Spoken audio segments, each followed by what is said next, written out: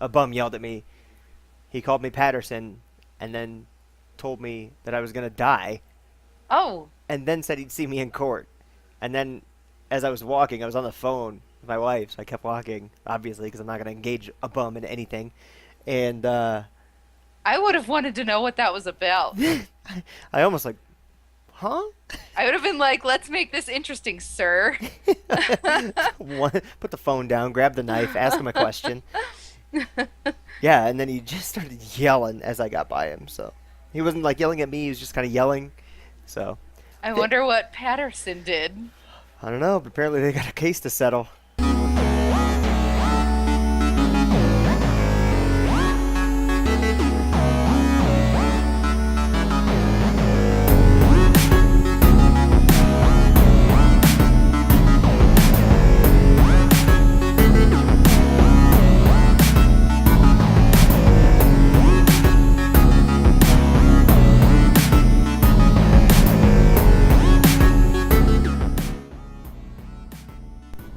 Ladies and gentlemen, welcome to episode 18 of the Homerow podcast. I am your lovely host, Joe, joined by the lovely Doxy Hello, we're and lovely. the lovely Quiglin. Hello. We love being lovely. So this week we've got not a lot to cover. Actually, we just found a few stories, so bear with us while we read through them, and you can struggle through them with us. But the first one actually is a pretty big deal because it will spawn, I think, some very interesting discussion. The PlayStation 4 is now $349. You can currently grab a Nathan Drake collection, 500 gig, for $349. The other deals are kind of iffy. Actually, Best Buy has a Black Ops 3 bundle for $429. Is that a 1 terabyte version then? Yeah. It would have Yeah. to fucking be for that price. Yep. I don't think the console looks that great, but it's a good deal. So Here's my thing, like with the $500 with the 500, I know this is going to be such a small, this is, small potatoes because you can put an external hard drive or whatever, but I don't know, the 500 gigs just doesn't cut it anymore. I feel like you need the terabyte, right? yeah. Especially with stuff moving towards digital. Like, Yeah. something has to be done. Yeah, at this point in the game, too, like with so many titles that are out, Black Ops 2, I'm sure, I don't think the install size has been revealed, but I know Call of Duty Ghosts was 40 gigs. Call of Duty Advanced Warfare was something like 50 or 60. I know Halo is 60. I know that's a Xbox, but still, it kind of lends Right. itself to the size you're talking about. Let's talk about size and girth real quick, kids. But yeah, you've pretty much got to upgrade at some point. A 500 gig will probably last you. I think mine lasted me almost the full calendar year, the first year with my PlayStation 4. But then again, there were no games. Now there are some games that you can get. There's a lot of digital. Right. There's the PS Plus lineup. Heaven forbid you're migrating from a PS3 to PS4 because you've got downloads sitting there waiting probably if you're on PS Plus. Right. I will say the process to switch is very, very easy. So if you're one of those people that's like, yes, I have to have Uncharted, the 350 is probably the way to go. That's my feeling. Right. Because upgrading the kit that I got, it's a 2 terabyte kit. I think I talked about it on previous shows. 2 terabyte kit comes with an external drive casing, so I threw that on my Xbox One. I got storage for days. It's awesome. But that did cost like $100 to do. So, Right. weigh the pros I and will cons say, there. watch some people doing Twitch streaming the Nathan Drake collection.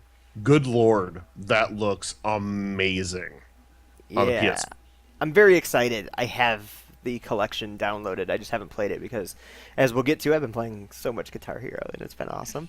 I am Nice. really excited to hear about Guitar Hero. Oh, it's so good. It's so good. But the bigger kind of thing I wanted to chat about is PlayStation 4 has almost definitely a double-digit lead, and almost a double, a factor of 2, let's call it, lead over Microsoft currently in the sales. Now, I think we've all agreed in the past that saying PS4 versus Xbox One is stupid, but we're going to put PS4 against Xbox One because the sales are important. So what does Xbox need to do to catch up at this point? Because the price cuts are going to do nothing but attract more gamers to Right. PlayStation 4. Why? What does Microsoft have to do to get you to buy their console Peripherals. in November? Peripherals.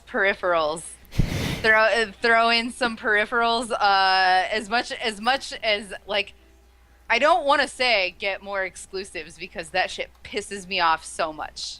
Right. So much. I hate it. And like I'm the kind of gamer that always does have both consoles. And like all the consoles. I always have all of them. And I still get pissed off about exclusives because I have teeny tiny little girl hands and I like PlayStation controllers better. But like these and that in this game are released on Xbox only and whatever. And like especially when it's just like DLC packs or whatever that are released exclusively, that shit is the worst. Call of Duty is the worst culprit. 6-month exclusivity on map packs. Fucking God damn it. But anyway. But that's that's like the thing that consoles jump to boost their sales is exclusives. Huge. So they need to come up, if they could come up with something that wasn't exclusives to boost sales, that I would have some hell respect. And I think that peripherals is a good place to start. Like a Kinect. Oh God. Oh God. Okay, did you guys ever play? You probably didn't because me and my friends are the only ones that are fucking dorky enough to go out and buy and play this game. But one night we went out and we bought this Movie Maker game for the 360 that you had to have the... Oh my God, your face lit up. Did you play it? Did you I remember it. I do remember it. Amazing. It was so much fun, except for the webcam for the 360. It was just garbage. It was a little rough. Really, really bad. And so like it would cut out pieces of you that that you kind of like need to vital. see. You would be looking like Phantom of the Opera with half your fucking face. I think that makes the movies better. That sounds awesome. Well, it got progressively worse throughout the night. Like it would always just get progressively worse. I feel like if they did something cool like that with the Kinect, that could be amazing and fun. Like putting you in the games is fun. That's something that I will eat with a fucking spoon, dude. I think it'd be fun. I think you might be in the minority though. I think it would sell the that's families. true. I think it would sell to... I think it would for sure sell the families, which is the market for consoles. It just is. You're going to have to admit it. I think, actually, you bring up an interesting point this year, especially because we're, 2 years into the cycle? Right. 2 years into the Xbox One. So it might be time to start aggressively, because this year they have a lot of good games, right? They've got Halo this week. They've got the non-exclusive Assassin's Creed. Next month is Call of Duty. Like, there's going to be games on the console, so it doesn't... They have Rise of Tomb Raider coming up. Yeah, and I think a lot of enthusiasts, I think we could all say we're enthusiasts. We bought the consoles. We bought at least one early, right? I've had both of them for... I got the PS4 at launch, and I got the Xbox like a year later, 6 months later, something like that. I think it's time that they have to pivot that message and do things like the bundle that Doxy found. And it would be interesting if they started doing more family-oriented things. I think it's just selective marketing. Because otherwise, man, if they continue to try and go straight at Sony, it's not going to work. It's just not going to work. Right. But as I was saying, Doxy found a wonderful strategy that I don't think it's Microsoft, but they probably have some hand in it. Dell is offering probably the most insane bundle I've seen. I'm drooling a little thinking about it. So Dell's Black Friday deal is a Gears of War Xbox One bundle with a free copy of Fallout 4. That alone would sell me, but you get an extra controller as well for $300. That's a lot of value. $299, Joseph. It's less than any current PlayStation 4. You get two solid... Wait, is it Gears? It is Gears. Okay. I didn't know if it was like the Gears collection. I believe it is. Yeah.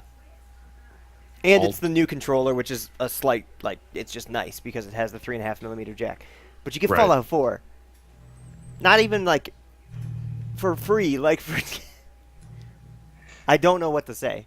That's the cool... Is it a download code? Or, is it a physical copy? Or? All it says is... I believe the Gears of War is a digital code. Fallout 4 it just says free copy. Okay. Packaged with Fallout 4 and extra controller, full Gears of War game download. So packaged with Fallout 4 makes me lean Yeah, that towards sounds a like physical physical. copy. Yeah, sounds like physical. Yeah, so that means That's impressive. that's great. That's an enthusiast level package. Like if somebody's looking for something to do, like oh, you've got your co-op game in Gears of War and you got your me time game in Fallout 4.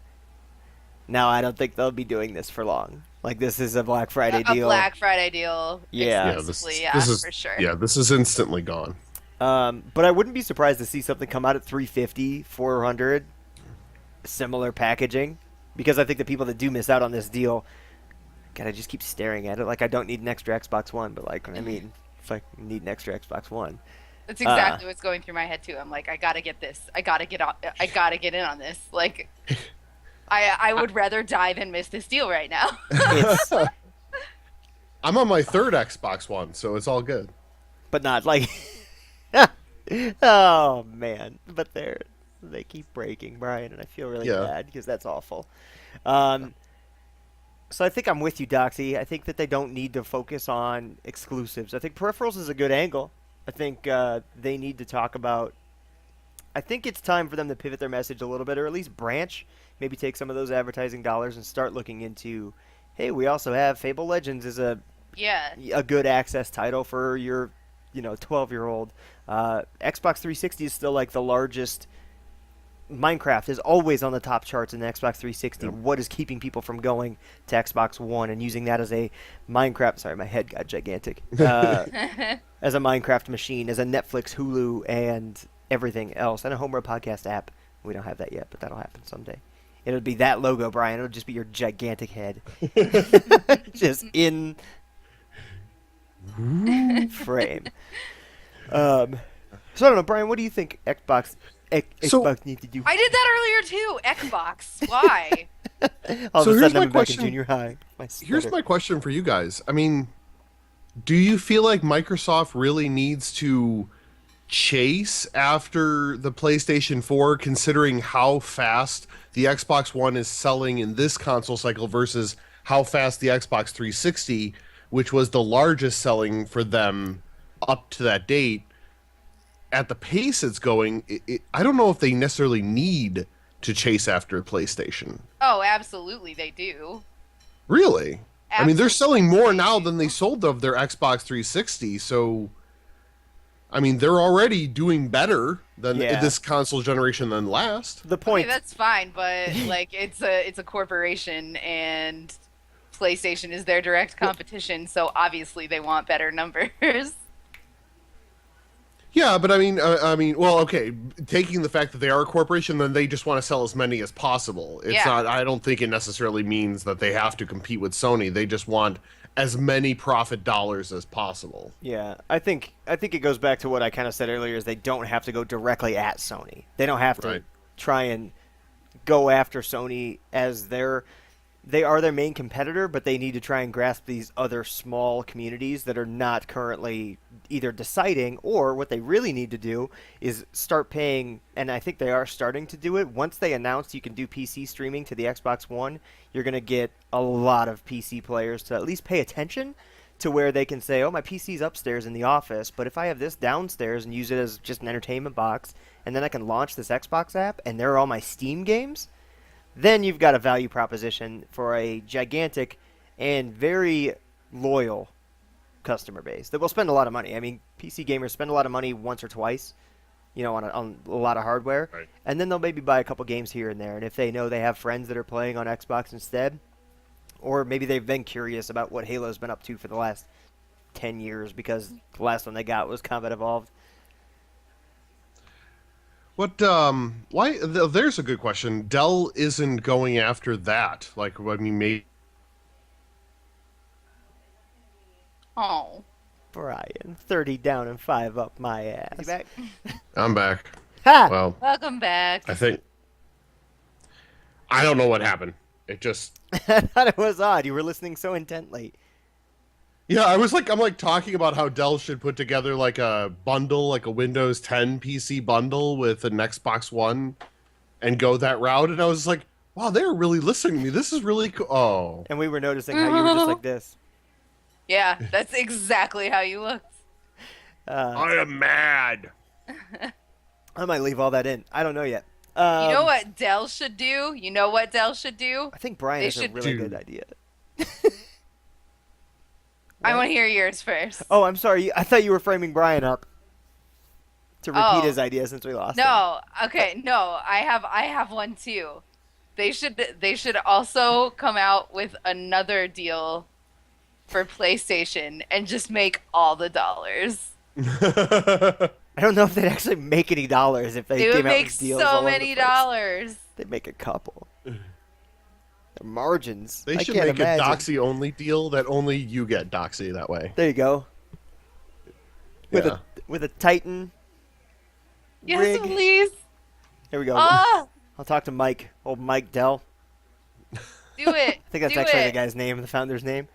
Yeah, Do it. Michael Bell. Could you hit him up for me, Joe? Yeah, hang on. Yeah, you know, your old buddy. We're going golfing tomorrow. I'll talk to him. I'm so sorry, guys. No, you're fine. So, Yeah, everything's fine. Brian, you were saying, to Doxy's point, I think they should do as many bundles as they can pro Yeah, consumer. for sure. Yeah. But Brian, you were saying that they should do another bundle that is a PC as well. Yeah, I mean, I don't know what. Again, we're talking about different angles that Microsoft could take. A Windows 10 laptop and a Xbox One to get like bundled together and go that route. Maybe they should be pushing your Xbox One can connect to your Windows 10 PC and they can talk to one another and play games. Why not Son of God. go for that angle more? There he is. I what? you, Oh man, you not like again, you son of stuck, and then you kept up. So we got the point. Just keep going. Oh, okay, great. Yeah, so just bundle those together and I hope buy it me a happens new again. internet connection. That's what you should do. Bundle the computer and the Xbox One and get me a better internet connection. That's what I'm looking for. Are you using like twine to hold it all together, or what's going on? Yeah. They actually look Like- fine. It's just like it'll stick out of nowhere. Yeah, Yeah. and then you'll speed up really fast. Yeah, it's really Right. good. Like micro machines. No, but that's genius, Brian. They should do that. They should do that. They could come out with like a pretty powerful gaming laptop. Doesn't necessarily have to be the best thing Right. you've ever seen. Doesn't have to really have that much RAM. Yeah, that's a really good idea. Really, all it has to do is run Windows 10 competently, and you should be able to stream, right? Because I don't know that Right. the actual system requirements are much more than a Windows 10 PC requires. Right. I've used the streaming, and it works really well. I was surprised. I wouldn't play Halo. I wouldn't play Call of Duty like anything that's twitchy, but I would play something that's story-based. Like I might play some Fallout on it if I, have my Xbox in the other room. I will say that you do need like a pretty decent network setup. My Yeah. router's probably just a little too old because it was artifacting quite a bit. Mhm. But other than that, it's been great. You do want a good router for that if you don't have everything hardwired for sure. Got to get that Nighthawk. They is it Does the Nighthawk? router do that or just you? Just me. Oh, okay. Could you do it again? I'll do it if you do it. Rick-a-cow. Cow. I do remember a couple Point years. made. Cacao. At least we're staying on topic, like Yeah. as much as we can, which is not at all because we can't.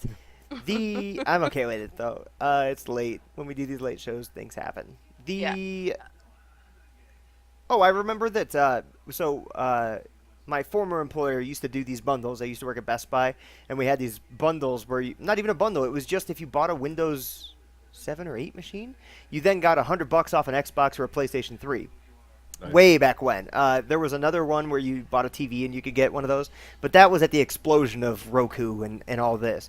And that was a vendor-backed promotion, so it was something that Sony and Microsoft were paying money for us to give their systems away just to get them in the house. And you wonder how install base got so high. That's part of it. And I think it should happen again. I think it's a good idea. It's just I know how badly Microsoft needs those numbers because it doesn't look good next to PlayStation's. But they're still, to Brian's point, they're still doing really, really well. They're still doing better than they themselves did when they broke records last generation. And we're back to they have this service that PlayStation does not have. stream seamlessly from your computer to your Xbox One. Gosh damn it, did I lose you guys again? Just briefly, and it was awesome. It was the best because you were talking about streaming seamlessly. And he's like,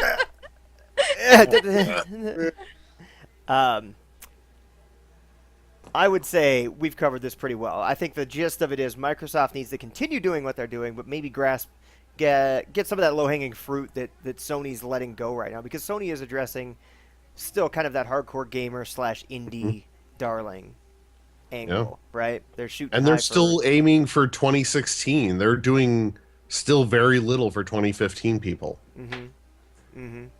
Future me is very excited. Yeah. I mean, I'm still happy that I have my PlayStation. It still does very, very well. I just play my Xbox more. I don't know. I think it's just comfort. Do what suits you. I don't think that, like, if I was looking at an Xbox and PlayStation next to each other, I probably wouldn't pick one over the other just because of performance. Just because of every article I see says it runs better on PS4. I don't really. I mean, we go back to that argument we've had before. If I'm immersed in the game, like Fallout 4, I can play on a console because I know I'm not going to care about the frame rate at first. I'll play it later on PC and jack it up if I want to, but that's a couch game for me. That's not a sit at my PC game. Oh, it is very much a PC game for me. It's also a multiple purchase game for me, though, so I'll buy it on PC again. And I have no problem. I actually almost bought 2 copies right away because I knew I'd play it on both. Yeah, Bethesda is super good at that. Dicks. We seriously need to book club that game. Fallout 4? Yeah.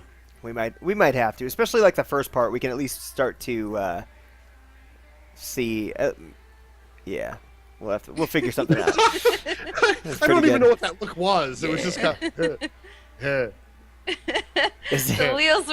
wheels were turning. It's the wheels turning. We're turning. But it's the end of the night. No, everybody's gone home. What was the other news? What was the other news? Oh, I know I sent the article. I don't know if we want to spend a lot of time on it, but did anybody read the thing about Destiny?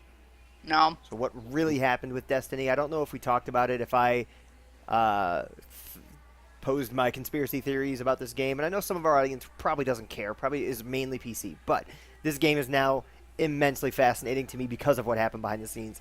It's the story of somebody, a creative mind says, here's what I want the story to be, so they show a 2-hour, all of the cutscenes that'll be in the game in like storyboard fashion, and they're like, what do you think? And then the executive producers and directors go, what the fuck are you doing? Stop it. We need to rewrite everything. Scrap it. This game is due in 8 months. So basically, the writer, one of the extremely talented and creative guys over when they wrote Halo, wrote some cool stuff, put it all together. Kotaku did an awesome piece. I will put it in the show notes for sure. There's something you don't hear every day. Yeah, actually, you know what? So there's like 2 guys, Jason Schreier and Patrick Klepek, every once in a while. Right. Put out some amazing pieces. Schreier has been doing really, really investigative stuff, and this is one of the coolest because he spoke to half a dozen sources at Bungie that obviously wanted to remain anonymous, but it all really makes sense, and the more you hear about it, it's like, yeah, like if you've played that game, you see the cracks, and you can tell where it fell apart. So, super interesting. I'll leave the notes, and maybe if we get a chance to read it later, we can talk about it. But having played Destiny, I see every little bit of what they're talking about, and it sucks that it happened that way, but it seems like the team is finally making the game they wanted to make. It's interesting to see such a microcosm happen around this one game. Like, just a lot of strange and unusual circumstances that all sort of, coalesced around this one product. It's a super fascinating game because they designed the game to basically be a year 1 product and be like, let's put out the best game we can. And then all of a sudden, they make year 2, Destiny 2.0, Taken King, and it's finally good. It's weird. But then there's also that crowd that's the die-hard MMO. There's the doing the raids, doing all the weekly shit. So, it is interesting. It is. I was trying to see the other story. It was basically Microsoft and Sony, right? Yeah, pretty much. Destiny, which is only interesting to me.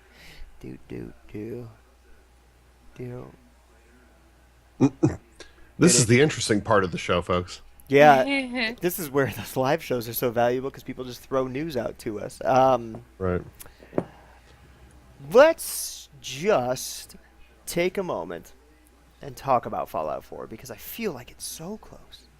It is really It close. makes me really warm all over to talk about it. Have you guys been following? So they've been putting out some videos called the Special Series. Have you been watching anything on it? No, I don't want to get spoiled on Yeah, anything. Okay, good. So you're my people because that brings up a great point. I was actually reading some articles today about people getting really, really concerned about the game, saying, "Oh my God, we haven't seen it since E3. What do you guys think?" And then somebody said, "Well, we did see it at Gamescom, so chill." And then I think they showed it a little bit at Gamescom. Anyway, they've shown more after E3, but not much. And it is perfect. It is a lesson in marketing because that game's going to sell itself. Less is more. Less is more. Okay. I don't want to know more. Yeah. I don't. I want to have the game boot up, and I know what's going to happen. Is that opening sequence is going to happen. The music's going to come in, and I'm already getting chills. Like, I'm having chills now. I'm going to have those chills sitting on my couch, and I'm going to be like, yeah. Never been so excited to I hear feel 50s like- music. Only with something as anticipated as Fallout 4 is this such a big deal, you know, and such a good move for marketing. Because like if you're trying to throw me a brand new franchise and I don't know anything about it, I'm gonna want to know a little bit about the story. I'm Yeah. gonna want to know Sure. whatever, you know. But yeah, I am trying to stay spoiler free. I found out that it is a thing that exists, and I want it. So And you can do all the things you've ever wanted to do in a Fallout game, so give it now, give it here. I think a good parallel actually is Star Wars. The Force Awakens trailer just dropped, the final one before December 17th, I think it is. Yeah. Before the best day ever. And it is a true less is more. They showed a few new things and people picked up on it right away, and there's a few story details that people can garner from this stuff, but just watching it, sitting and like hearing the voices, hearing the music, watching the things, that's all I want. Show me nothing else. You could have just put the poster out and I still would have been good until December. Because I just have, at this point, blind faith in the combination of the writer before... Yep. I got it. The writer from Empire Strikes Back and Raiders of the Lost Ark, the director of the Star Trek reboot, so you know he can do an older series and do it pretty good justice, right? Some no-name actors that look like they know what they're doing. And I'm very excited. Yeah. And that's the same thing with Fallout. I don't want to see anything else. I completely trust those people. It is up to them to screw it all up, and if they do, I still will play the hell out of the game and find every fault I can. Yeah. And that's fine. I have to kind of amend what I said. Like I found out that it's a thing that exists that does offer more than Fallout 3 did. Because I remember at first, when I first saw the first trailer, I was like, not blown me away. Like, I'm excited about this, but you're doing a bad job of making me excited about this. I'm excited because I know it's a thing that's happening. You know? Well, and Fallout 3 was a different monster because Fallout 1, 2, and Tactics were those top-down, isometric strategy games instead of shooters, basically, a shooting RPG. And it pissed off the old fans, and it didn't really make a lot of new fans right away because they were like, what is this? And then people played the game and found that it was awesome. So, and now Bethesda for life. Get a tattoo. If I get a tattoo pertaining to Bethesda, it's gonna be okay, Bethesda. It is. Of course. Honestly, I wasn't convinced until Todd Howard came out at E3. That was it. That was the moment for me where he was just like, "You can be excited now because this is gonna be pretty awesome." And then I was like, What just the that dude is goddamn- such a fucking nerd rock star, dude. Yeah. I know. Well, he's Seriously. genuine. He just goes out there and he's himself. He's not the person I like to draw the parallel to is what's his name from EA, Andrew something or other. Wears the tightest suits possible. Yeah. One year he wore an all-black suit as the head of EA. You look like a supervillain. Chill. "Hey, But- you know what He's got though? If that- you're gonna do it, you gotta own it." I guess, yeah. If you're gonna head the most hated company in the world 2 years in a row, you might as well just live your life, man. Anyway, we can get right into what we've been playing. Doxy, Okay, I What you only been have playing? 2 things to talk about very briefly because I did not play much of them. But DeathState came out. I don't know if you guys remember me talking about DeathState. It is a twin stick shooter without the twin. It's it's hard to explain. So it's a top-down dungeon crawler type deal, right? Roguelike, and you are automatically shooting, so that you don't have to worry about being shooting. It just automatically shoots the nearest enemy, and there are all kinds of power-ups and stuff that you can get. I've just barely got into it. A couple things that I wanted to say about it is that it is not tutorialized very well, which is fine with me, actually.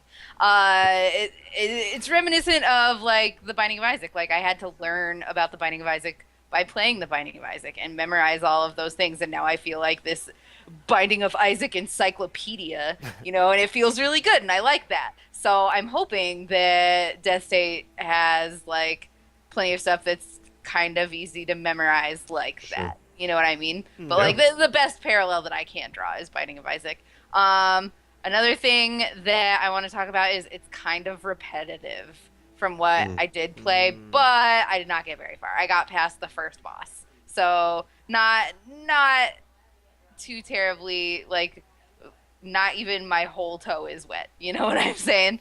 So I'll have to get back to you on that once I play a little bit more. I'm definitely going to be covering it because I was really excited about it. Cool. Awesome. So I'll probably do a little bit of streaming of it. It has also kind of horror themed enemies from what I've seen. So good shit for October.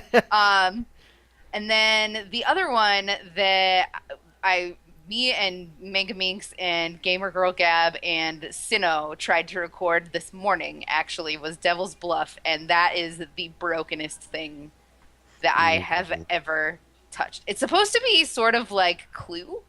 It's not. It's not like Clue. So basically you have up to 6 teams of 2 people each.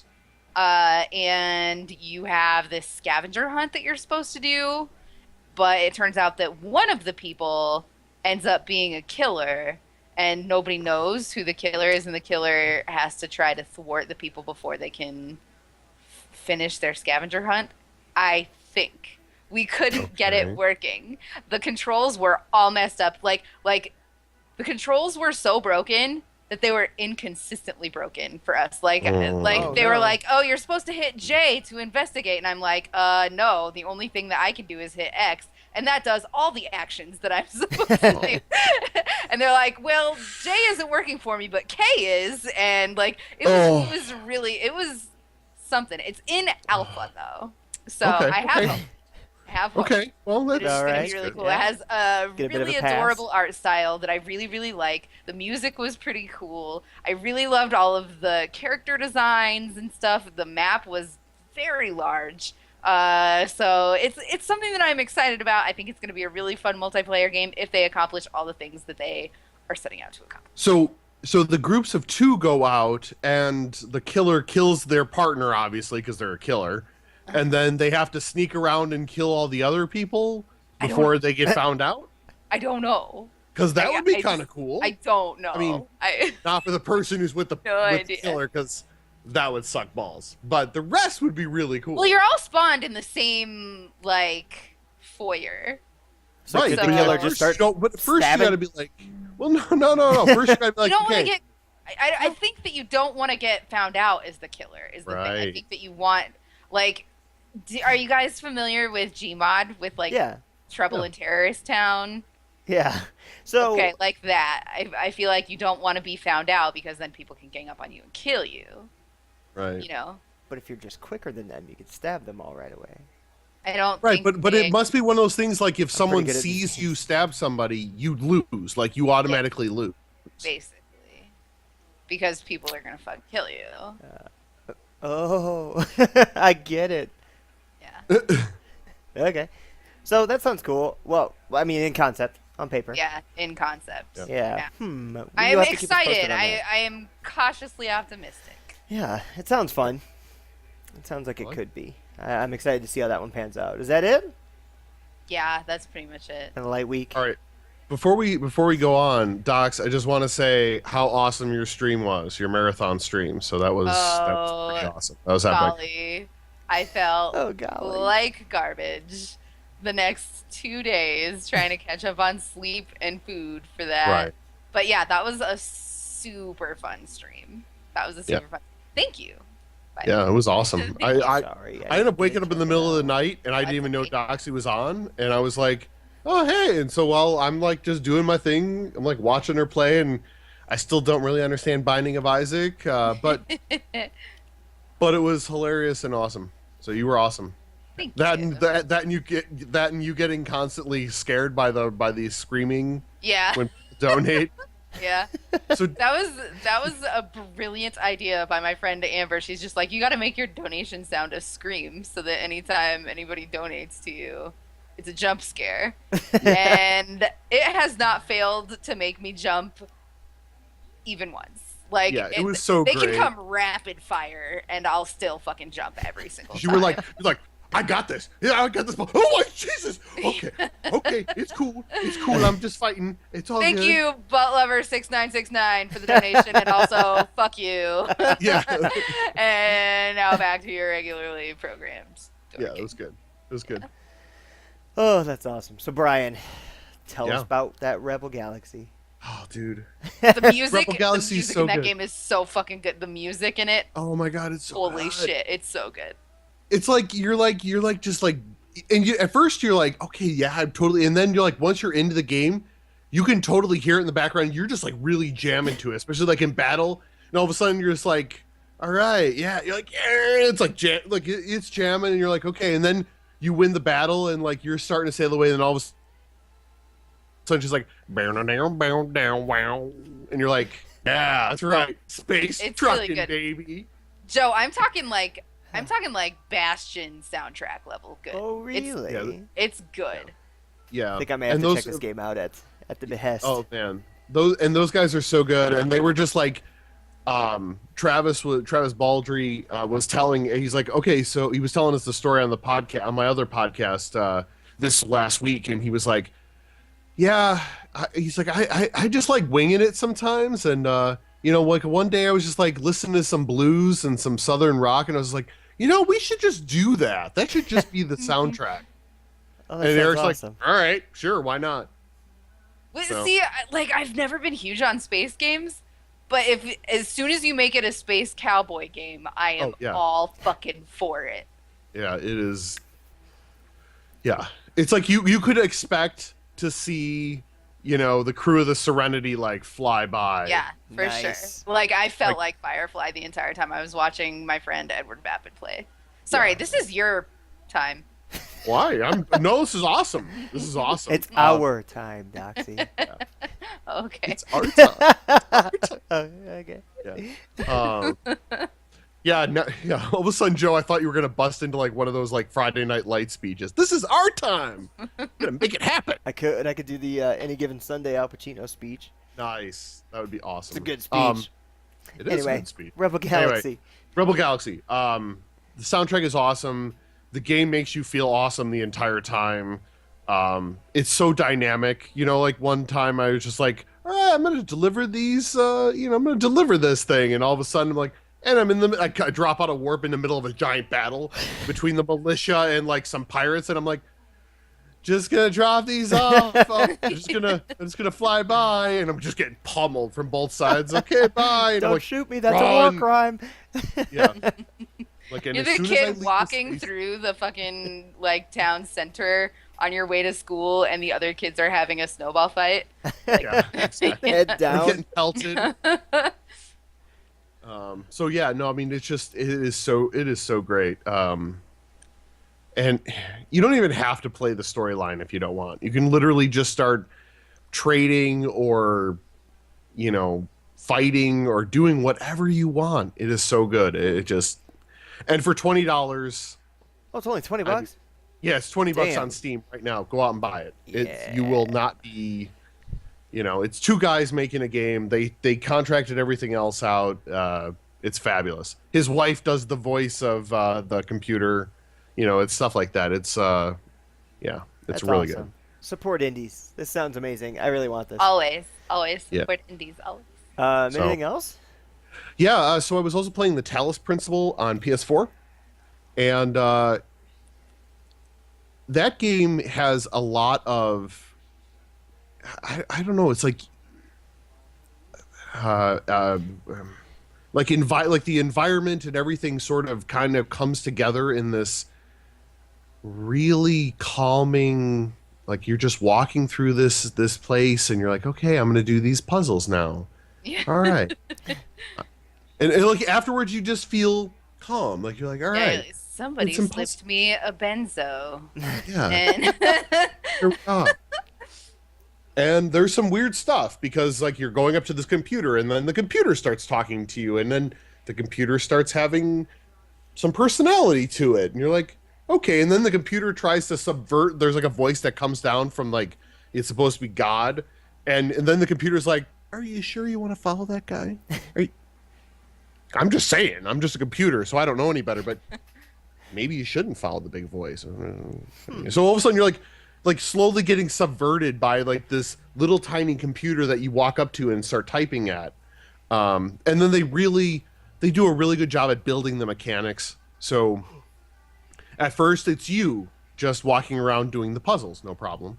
And then it's they add like a piece, like you need to make these lasers like get bounced around. Oh, okay. And then all of a sudden you get to the point where you're like, okay, I'm going to record myself doing this. And now, okay, I'm watching, or I need to stand on this plate for 30 seconds so that when I do this in real life, that person's standing on the plate so I can get to the next plate so that I can flip the switch so that I can come back and then go forward to get the thing I need to get.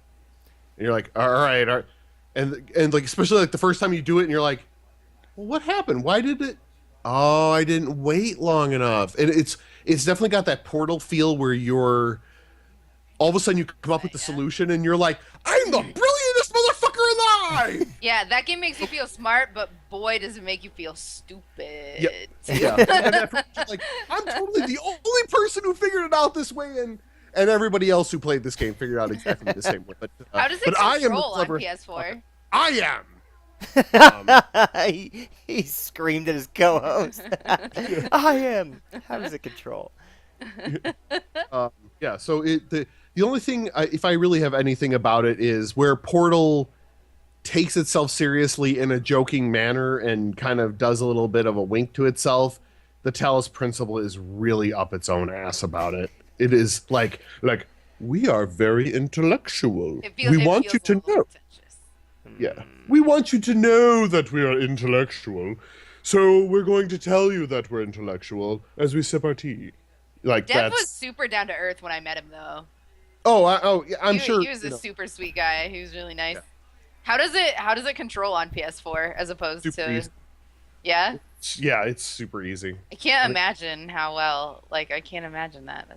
But then again, Portal worked, and it's pretty much exactly the same controls. So whatever. Yeah, it's exactly the same. And there's very little twitch movement. Like it's not like I'm like pew pew pew. I mean, it's like honestly, I take the jammer, I set up the jammer. The thing that can actually hurt me. I wait for it to go by, and then I go okay, and I pick up the jammer, and it gets trapped. And you're like, okay, that wasn't hard. I mean.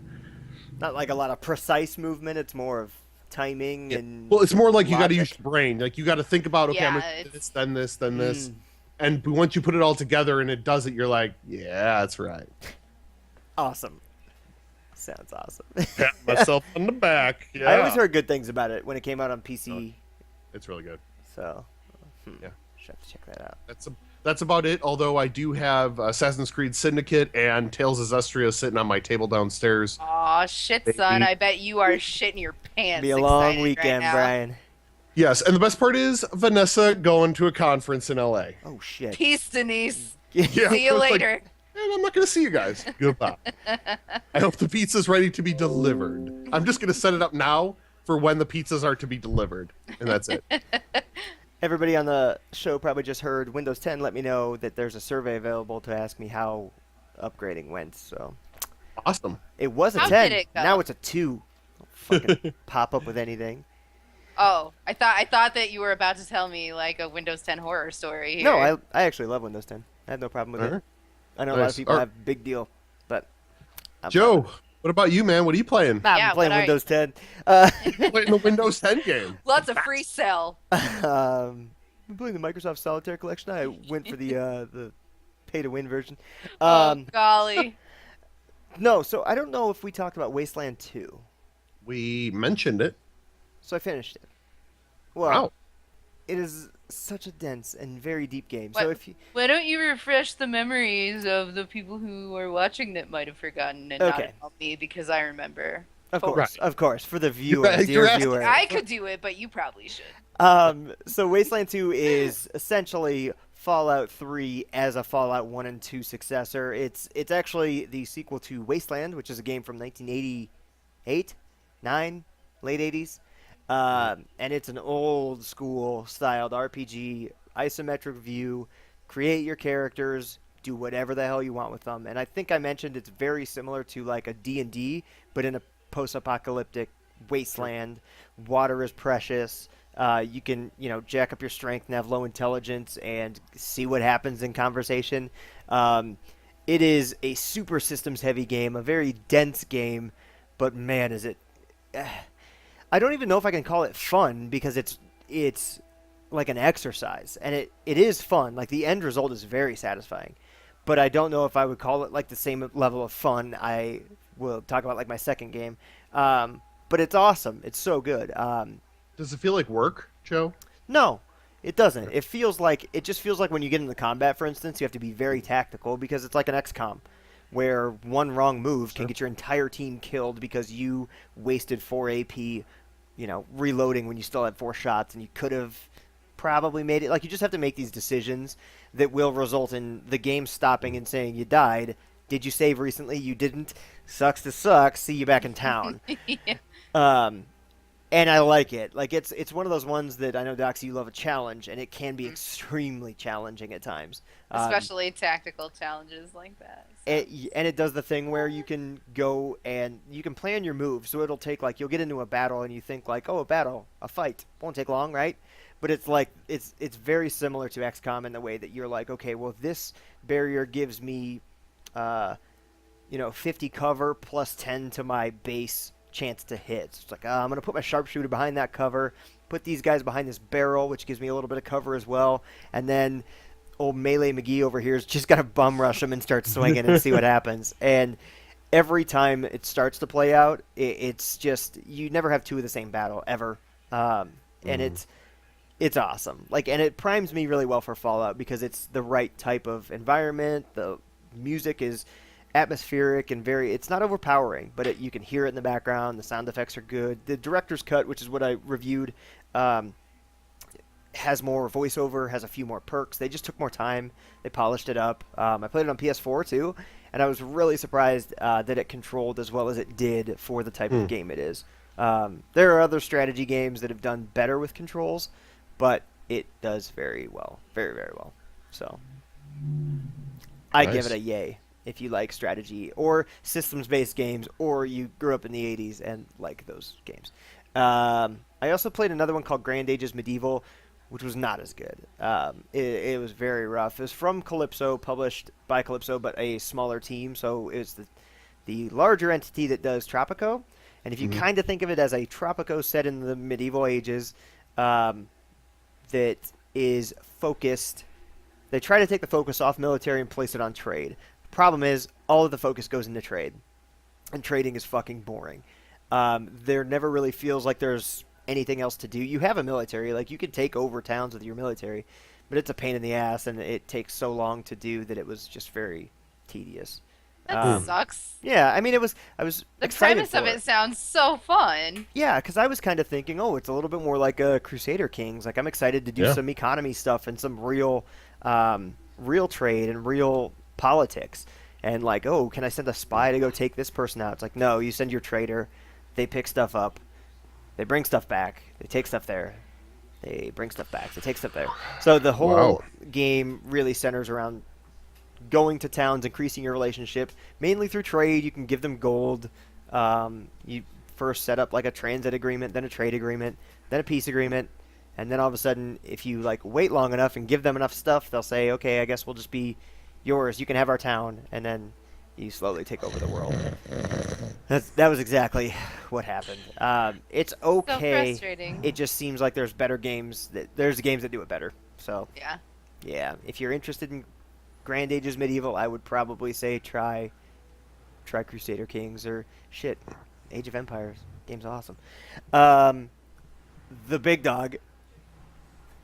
I've been playing Guitar Hero Live. I'm so excited. And it's so good.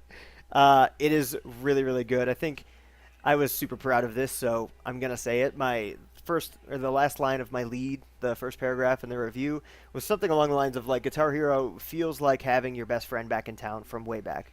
Yeah. Because it's like, yeah, there's probably some quirks, there's some stuff you can't control, like there's just stuff, but at the end of the day, it's really good to have it back, and it feels like they did something different. And I haven't played Rock Band, so I can't. The new Rock Band, I should say. But the vibe I get from it is that they didn't change a lot. They just put out a new Rock Band on the new systems with the same stuff. This feels different, but the same. So I wanted to show the guitar because it's different too. So first of all, it looks different. it feels super sturdy. Like it doesn't have that weird plastic clicky. Like it. Yeah. It's very the sturdy. rattling business. Yeah. And it just feels good. Sorry, got gross in my head for a second.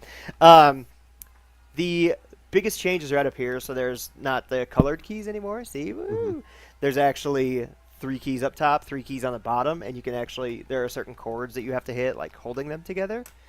And this alone, so it's not hard to pick up, but I think Polygon said it best. Like it stresses rookies to learn something new.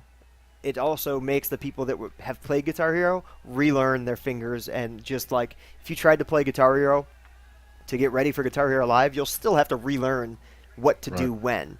And it's like it's near impossible to just like master, because some of those expert songs, they lay it on you. They do not let up, and it's it's awesome. The rest of the guitar is pretty self-explanatory, like power, hero, whammy. But the biggest changes are, you probably remember, we actually were doing this show when they showed the first Guitar Hero footage, and it was super cringy, like weird. Yeah. Now, the acting's still not awesome, but the way that those performances were done is I think they are real live performances from musicians. And that's one mode called Live. Yeah, Guitar Hero Live. There's Live and TV. Live is basically you're playing a set, you pick a venue, you play the set. The set is 3 songs, could be they're always from different artists, but they're kind of genre specific. So my most interesting one, and what made me really like the game, was I played one, and this was right after my wife played Mumford & Sons, Of Mice and Men, or of Monsters and Men, and what's the other one? The Lumineers. So like some pretty folky super stuff. So it was pretty chill. And then I played. My set had the last song was Skrillex. Danzig and No, it was like Skrillex, Kasabian. a Guitar Hero. Yeah. So it was What? Bangarang. So there actually, I didn't even notice it before, but there is a pretty decent guitar line in Bangarang. If you go listen to the song, you'll hear it. It kind of kicks the song off, and it starts really well. And I was shocked at how well old W. McGee plays on a guitar. There's also an Eminem song, and it's the song that samples The Stroke, the Billy Squier song. If you watch Billy Madison, you'll know what I'm talking about. And I was absolutely taken back by just the breadth of the type of content it was. Like if I wanted to play folky stuff, I could play that. If I wanted to play something really upbeat, and even borderline rap, I could do that. I call it borderline rap because, come on, it's mainstream. But then there's your good old, like, there's just rock. There's Hangar 18 from Megadeth is on there. There's quite a few really good songs that aren't in that live version. You can jump over to TV, which is another awesome thing, especially if you remember the days when MTV played music videos, or if you remember, I think it used to be Fuse TV. It was just music videos all the time. And that's what this is. And you have two choices. They're usually playing a different schedule every hour. And it's like you might have pop on channel 1 and metal on channel 2. If you don't want either of those, you can pick your own songs. But you have to earn plays, which you actually earn pretty generously through playing the channels. So the first time you jump in, you play a channel, you get 10 plays. So I don't think we used 10 the entire time like that we were playing together. So, but the first time you jump in, Tenacious D was on for me. It was tribute. Nice. And amazing. And it was awesome. And it felt really good to play. And it like brought me back like to the good times. And it was so loud and so fun. We stayed in on Friday night and played it. And it was like the best Friday night I've had in a very long time. Nice. The weird thing about like Guitar Hero TV is Tribute, for instance, is not in the song list at all. So you kind of have to get a little lucky. Like you just tune in. There might be a song you've never played. Or really want to play or just haven't heard, or you hear it and you're like, this might be kind of fun. Then you can jump in and start playing it. And you can jump right back out. But then there's online leaderboards. It's insane how much they've done with the game. And Yeah, that's really cool. I was really surprised that my wife's favorite mode was actually the like leaderboard one. Like she wanted to see her score climb because they keep you like over here. Actually, that's exactly where it would be. You start out like 10th in the first, and then you start hitting notes, and then you hit the top 5, and it like explodes a little bit, like a Call of Duty kill streak, and then and then you get in the third, and it's bronze, then silver, then gold, and it's like real big. It comes out in the screen a little bit more, and you just feel really good.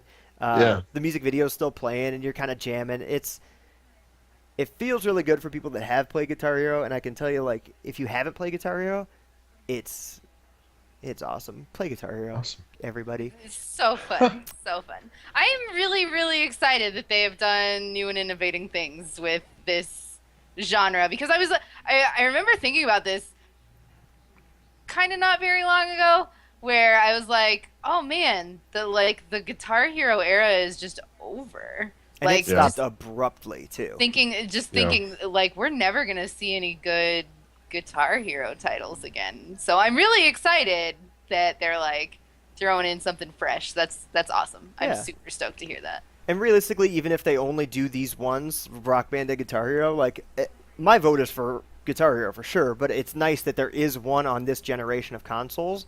So I find it hard to believe that Activision will let it go. So there's probably going to be another one, but if they were to say that's the only one for a couple of years, 3 years down the road, you'll probably still be able to find these guitars. Maybe they'll just start selling more guitars, or you'll be able to find the game or digital download. Plus, you can plug in, if you have the USB mic from the old ones, they work right away. You can also use your phone as a mic. So you really have everything you need out of the box. That's crazy. It comes with 2 wireless guitars. Like it's so the total price is $100. It is a little steep, but you got 2, as I said, very solidly constructed plastic guitars that are wireless. I think they're probably worth more than $20 a piece. And the full game, plus they give you a little thing for $10 in the store. And the store weirded me out a little bit because they say you don't have to pay any money, and true, you don't. But there's a certain point you get to where if you just want to play a song and you're out of plays, you've got to go either play a different mode or spend money. So if you play that mode, you'll earn credits, and then that doesn't skeeve me out. That doesn't skeeve me out as long as you can earn it another way, and it's like relatively easy. You said that you didn't even get through all of your plays, and that the plays are earned generously. Then fine, that's a-okay with me. Yeah, and that's what kind of put me at ease too. Is it felt okay? It's still like I'm still in this weird place with microtransactions in anything. Like, yeah, for sure. For sure. I have a hard time with them too, but like just having them there, if you're somebody who is only ever picking your songs, then and like that's something that you want to spend money on. Yeah. It's like the lunchboxes in Fallout Shelter. Yeah, like, perfect example. Yeah. You don't have to. You never have to buy one. Aren't skeezy. I feel like those are handled well. That sounds like it's handled well. Yeah, and I saw a bullshit article. I'm sorry if you wrote this, if anybody listens, that wrote this, but a bullshit article about Rock Band and how there's X amount of dollars of DLC in Rock Band and how you should be mad about that. No, you shouldn't. They're songs. They cost $2. The argument was they're $2 a piece. Why are they $2 when I can buy a song for $1.20 on iTunes? Well, because a programmer had to take the time to put all of that in there and make it sound and play well for you. Like, it's not as easy as just piping in, Rammstein, which I do wish was in Rock Band. That would be super fun. But anyway, it's not as easy as just plugging in the iPod and hoping that it all transfers. Yeah. I have no problem with rhythm games charging money for songs because I think like if I love a song, I'll buy it. Yeah, for sure. I'm with you on Oh that. yeah, 100%. absolutely. So yeah, Yeah. that's where I I'm mean, at. you still need to license the song and do the programming. Yeah. Oh, yeah, that's Everybody's got to get their piece, and I think $2 is really fair. yeah. I really do. So anyway, that's end rant on DLC and microtransactions. But that's all Okay. I've got for this week. I will finally be starting Lego Dimensions, and I'm really excited. I Nice. can't wait to hear Child. about it. I Yeah, can't wait to I'm hear about I'm definitely in. I did the baby thing where I sat on the floor and like got all the pieces out and looked at them, and looked at the giant folding thing. I think I already talked about it, but yeah. Sitting crisscross. Oh, you know it. Same Yeah. thing I was doing with Skylanders, like, staring up at the TV, like eyes bloodshot. So I think that's a show. Yeah, I Yeah. think so I think that's too. a good show. Short one for us, but it was jam-packed, full of goodness. I think so. I think so too. Well, yeah. I think we did fine. I think we did Next just week fine. we're going live. I think next week we're going live, folks. We are doing live. Yeah, we're gonna do it. We will tweet out the time. Going live at the clip show. Clip show. Oh man, we should sing our own theme. We'll tweet out the time. Let's say Tuesday. Nope, I'll tweet it out Monday just to give an extra heads up. We'll tweet it out Monday, Tuesday, just so we know. We're still planning on Wednesday, right? Yeah. So it's either We'll get that all out to you. Please spread the word. Subscribe on iTunes. Check us out on Shout Engine. Check us out on YouTube, of course. YouTube.com/Homerow Podcast. Twitch.tv/ what? We don't have our vanity URL yet. That's why we need your help because we want that yeah, vanity URL. we Tell- gotta get that URL, man. Tell We gotta get it. like 400 of your friends to subscribe. Hopefully they'll tell 400 of their friends, you know. We'll all be big happy family. We'll see. The thing is, we get to meet each other then at VidCon and TwitchCon and all that fun stuff. Right. But you can go to twitch.tv/Homer Podcast on Wednesday night and watch us live. Contribute in the chat. We love you guys. We take your comments and questions right out of the chat and treat you like your family because you are. But Right. for the time being, Doxy, where can they find you? YouTube.com/CER0DOXY. Twitch.tv/CER0DOXY. Twitter.com/CER0DOXY. And that's it. Brian. Sure, you can catch me on the Twitters at Quiglin. That's QUIGLIN. And I'm feeling I'm gonna charge up my headset and catch me on the PS4. I'm going to try to go on my Twitch channel. So it's twitch.tv/Quiglin. And I'm thinking you're going to see some Assassin's Creed Syndicate this weekend because Awesome. I need to play it for review, and I love me some Assassin's Creed. I'll be there. You can find me at twitter.com/Joe_McAllister. I'm pretty sure my Twitch is the same thing. It might just be one word. Subscribe to both. Just be a good person. Or just like both. Do it. I will be streaming probably whenever I can get the chance to play. I haven't been because the stuff that I've been playing is on embargo. Jerks. Wah, wah. But yeah, until next time. Is Lego on embargo? No, Lego's That's out. Lego's out. Yeah, It's out, right? I could. It's on PS4, so I have my PS4 camera, so you guys could just see me in my living room playing like a kitty. Dude, I want that. You should And- do that on Sunday. I might have to. Okay. We'll The see. problem with the PlayStation camera is if I get one, then I have to wear pants. True. Well, it's pretty low res, so you might be fine. Okay. It's already blurred, so you don't have to worry about it. Just Nice. Twitch rules, no nipples. Right. All right, cool. So for the Homerow Podcast, for Doxy, for Quiglin, thank you for tuning in. Please, again, tell your friends. But until next time, until Wednesday, we'll see you live. Bye. See you.